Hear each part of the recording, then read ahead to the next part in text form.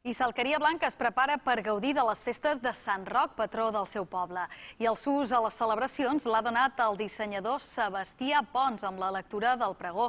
Jordi Julià, veiem que aquest pregó ja ha començat. Bon vespre. Bon vespre, Irene. Efectivament, fa uns minuts ha començat aquest pregó que versa sobre el naixement, l'adolescència, la joventut d'aquest dissenyador i després com va marxar cap a Londres. Ell va arribar a ser la mà dreta del totpoderós dissenyador britànic Alexander McQueen.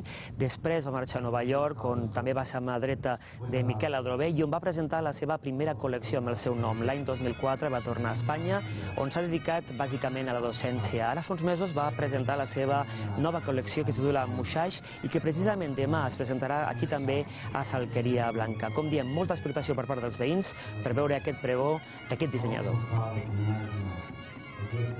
Haver enfocat molt la meva vida en el poble, vull dir, és un pregó per la gent del poble, està enfocat a la gent del poble, molt important també la meva família, és una família que fa molt d'any que està arrelada en aquest poble, és una família molt extensa i he aprofitat aquest pregó un poc per rendir homenatge a la família, per donar-los les gràcies per tots aquests anys d'apoyo durant la meva carrera i pràcticament és un poc això.